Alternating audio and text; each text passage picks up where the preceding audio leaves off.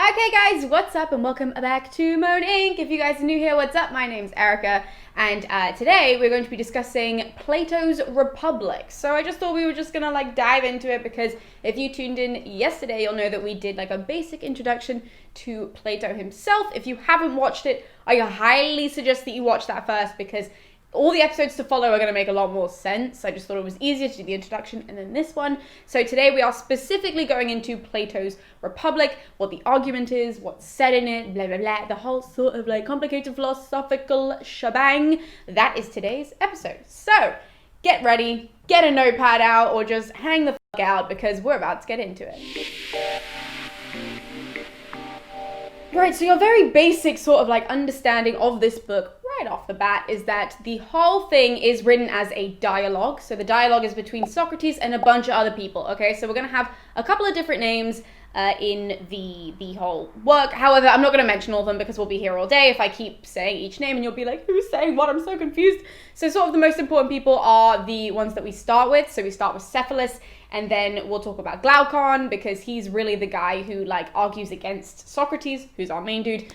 Socrates the most. So those are sort of your three sort of main characters. We'll write up if any of the other ones that I speak about do appear, I'll just write their name just so that you guys know. It's a whole dialogue between Socrates and all these people about what justice means. Okay, that's really the whole thing. It's all about defining justice and defining just for people, what it means to be a just person, and therefore what it means to run a just city and be part of a just city. So that's what this whole thing is about. Now the whole dialogue opens with this guy called Cephalus, and Cephalus is sort of opening this whole dialogue, and he's saying that being rich and wealthy means that you're just and you're a great person and blah blah blah. And Socrates, because he's always devil's advocate, he's like, what do you mean? You need to define what just is. I need to know this. So that's sort of how the whole argument opens. Is Cephalus being I'm old and I'm rich and therefore I lived a just life. And Socrates is I don't really know what justice means. You gonna have to start there.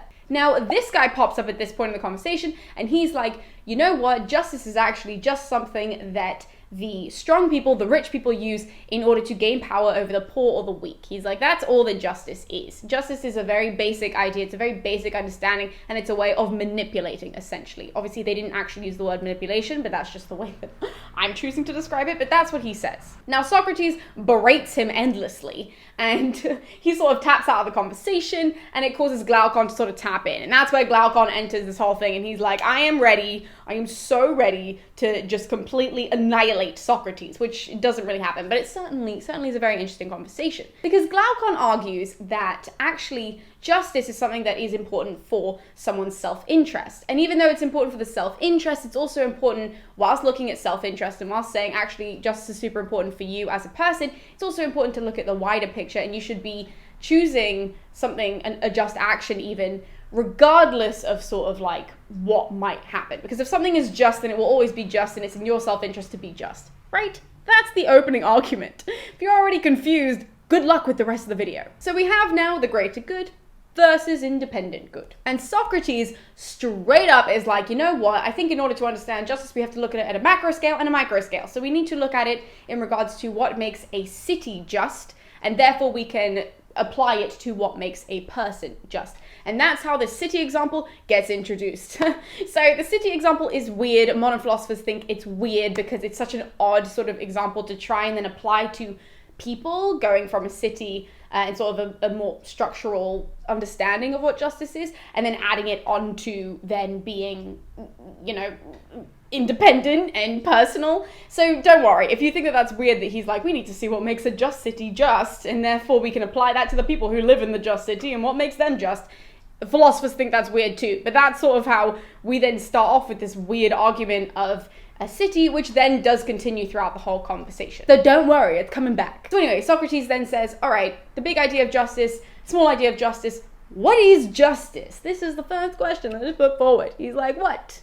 What in the world can we define as just. So just is defined as a cardinal virtue. And what cardinal virtue is that it means that it's like a state of the soul. So the justice definition must therefore depend on the definition of what the fuck a soul is. That's how this whole argument is that they go from justice, what is justice? Justice is therefore a virtue, it's therefore a state of the soul, it's a cardinal virtue, state of the soul, what's the soul? So that then by moving backwards, we're now able to move forward. So first we have to define what a soul is. So according to Socrates, according to this whole argument, that at least a soul has to be split into two parts.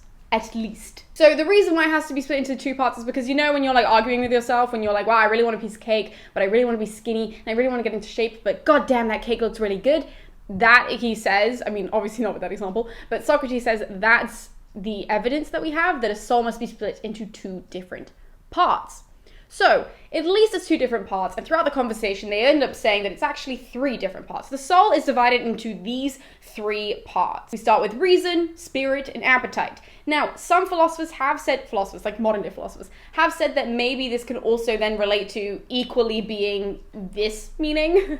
This is sometimes an easier way of looking at it. It's obviously debatable. So it could be beliefs, emotions, and desires. That could also be a way of breaking it down. So basically they say, yeah, it could be two different parts, then they say it could be three different parts, and then they settle on three different parts. They're like, actually, that makes the most sense. And the three parts of the soul relate to more like the subjects of sort of like what you're going through, if that makes sense. I don't know if I just explained that really well, but it's more like the subjects of like your attitude, for example, the events that are happening, that then relates to the soul. So events, attitude, and states are sort of like what actually governs these three things and what makes your soul be three different parts. And that is what the soul is dependent on. That is what good is dependent on. That is what justice is dependent on. Justice is dependent on aligning these three things and making them work in harmony. That's where justice comes in. So we go from the soul, we define the soul, it was two parts, now it's three parts. And so if a soul is split up into three parts, then justice must therefore align these three parts. Are you still with me? Hopefully you are. If not,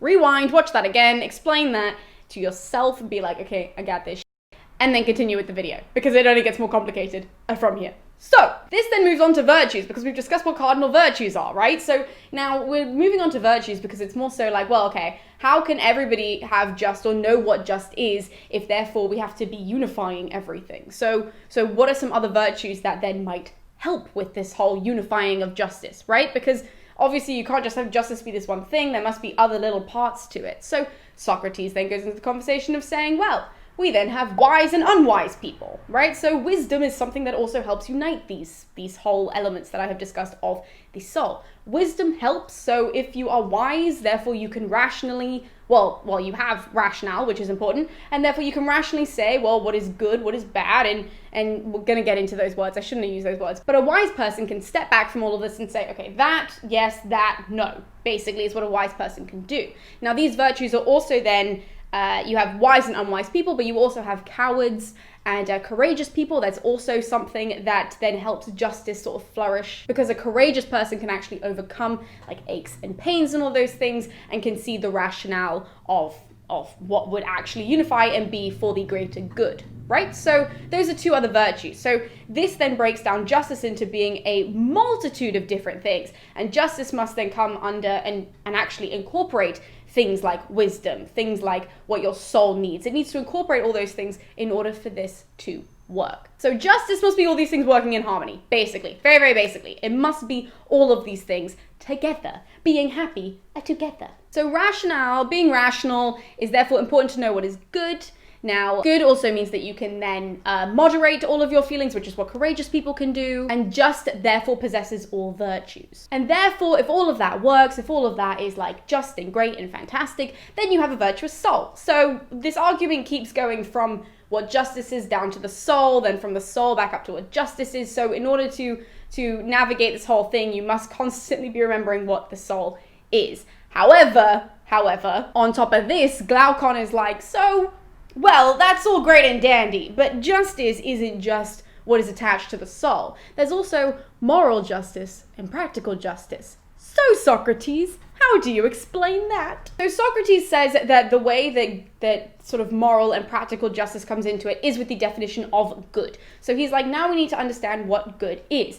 And hopefully hopefully all you guys will know of the cave example. So the cave analogy that Plato puts forward through Socrates, wow, my hair is a mess, but this whole cave example is basically that there is like, everybody's sitting in a cave. That's what reality is. Reality is in the cave. You will sit in the cave, and there are some people who sit in the cave and they understand that the shadows on the wall are not actually reality. So they're like, you know what, fuck it, I'm gonna break free and I'm gonna go see what that is at the top of the cave. And these people come through the cave, they come out to the top, they come out to the truth, they come out to the light, and they understand, wow, this is actually what's going on in the world, and that's not real, even though everybody believes that that's real. So this cave example comes into it to discuss what is good. So sitting in the cave, he says, is everybody. And the people who break free of the cave are the wise people. Now, the wise people are the people who ask a lot of questions, are the people who are like, what the fuck does all this mean? Because they're sitting looking at the shadows being like, who are these people and what is this actually? So all these people who ask those critical questions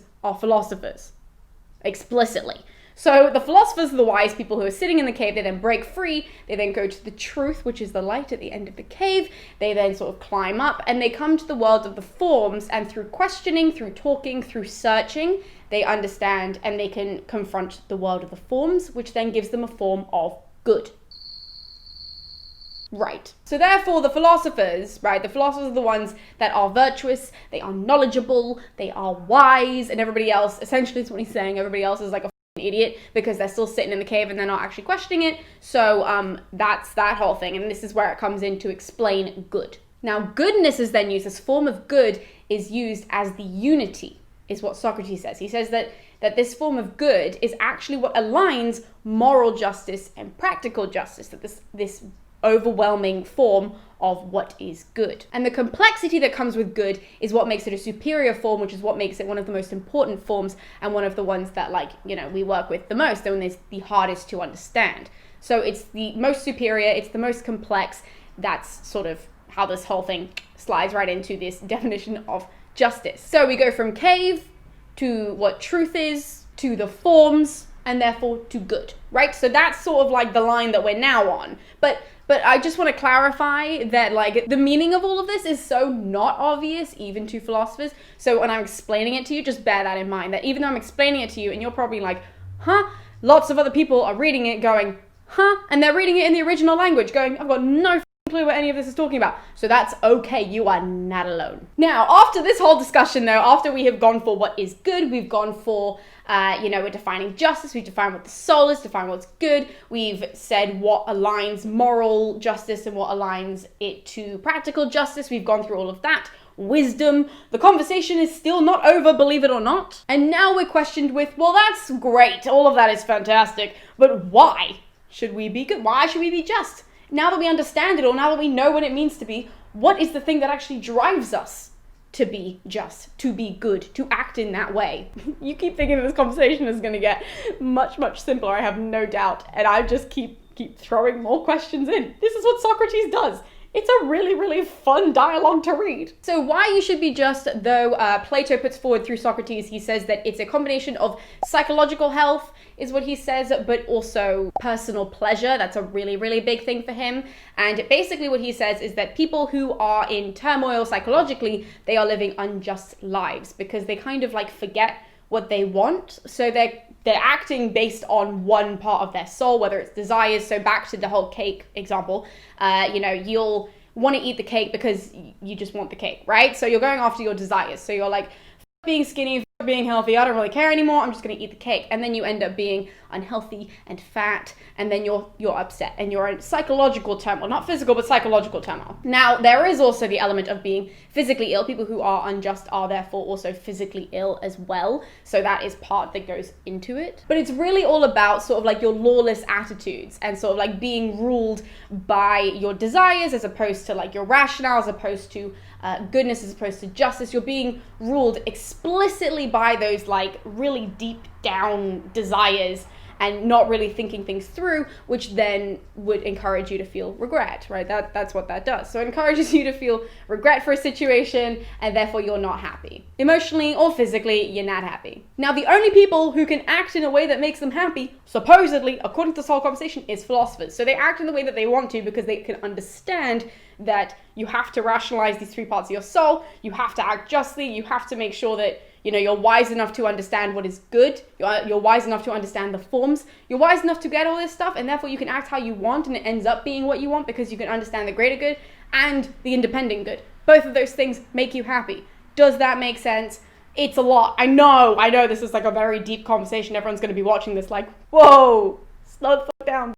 But luckily for you guys, we are wrapping up the conversation now, because this is when Socrates brings in the city example again. So the city example gets brought in to kind of tie up the whole thing. So we've discussed more so independent justice and what it means to be independently just, and on a macro scale, we're now going back. So we went macro scale, micro scale, now macro scale again, and the idea of a city is brought forward. So Socrates does present two ideal cities, and we're only going to go into one of them because the first ideal city, Glaucon essentially says that's stupid and I don't even want to hear that again, and so Socrates is like, okay, let me try that again. So he does present a second city. So this city is actually a utopia, right? It's not something that can be fulfilled, and he does say that. He's like, this is a ridiculous thing that people cannot do because not enough people are wise, not enough people are philosophers, that we can't actually get to this ideal state of living, of society that's actually attainable. But it is a very nice idea, and in like a world of clouds and rainbows and butterflies, this is how we would exist and how we would function and how cities would function. So there would be no war, there would be no class distinction, it would be beautiful, this city would be self-sufficient, which is the most important thing that Socrates says,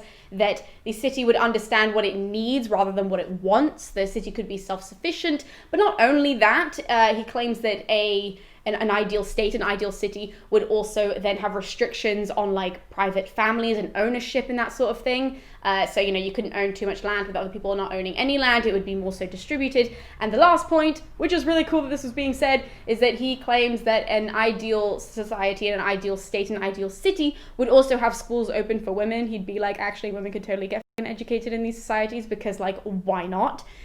Because in the time, obviously, they couldn't. So reading that now, you're like, yeah, Plato, you onto something. So that's pretty cool. That's something to hang on to. But it's this idea of the city, this idea of what the city should have, which is what's really interesting, because it sort of pushes Plato into political philosophy more so right in the last part of the book, in the last part of the dialogue even, that it pushes him into more so political philosophy. And he starts saying that the reason why states are not run like this, the reason why states are not ruled like this, is because they are ruled by people who are governing through ignorance, because they're not philosophers, they are not wise, and they are simply running on what their desires are, their most immediate desires, no matter what that happens to be, is that they're like, I don't like those people, we're going to go and attack those people, when really that's not what the city needs, it's not what the state needs, it's not what people need, and they are simply acting on the one desire, which is also why, this is why cities and people get corrupted very easily. The people in power can corrupt people like that because they are acting solely based on one thing. It's sort of like this idea of like corruption of a soul. So a city can be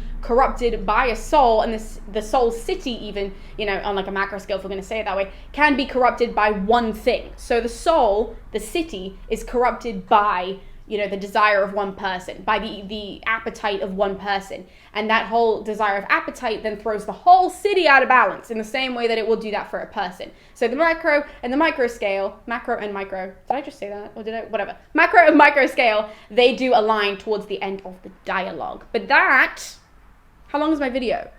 Oh, wow. Okay. It's really long according to my timer. So I'm actually going to wrap it up there. I was going to go into a little bit more detail with that, but I think that that's actually probably enough for today. And I will not be going into any of the analysis, as you have obviously realized throughout this entire video. There is no analysis. And the reason for that is because the analysis will take me a whole day to do. But one point of analysis, if you guys want to remember something, that I guess, leading on from the cave example, most important thing to remember from this book, by the way, is that the cave analogy does pop up in this book, and it is all about wisdom and knowledge and understanding the truth and understanding forms and all of that kind of stuff. So that's important, but the most important point of analysis on top of that is that Plato is extremely elitist, unsurprisingly, if you weren't already thinking that. It is extremely elitist, and he really just says that philosophers are like the best people. So take from that what you will. If you want more analysis, then I can leave some in the comments for you guys, or if you would prefer a whole other video on the analysis of Plato's Republic specifically, I can definitely do that. It will certainly be a video that is like 2 or 3 times as long as this one, just so that you do know it will be very, very long. But yeah, that's Plato's Republic. So for your Saturday's episode, I know it's quite dense. I would say I'm sorry, but I'm not. Don't forget to like and subscribe, and we'll see you right here tomorrow, same time. Cheers, guys. See you then.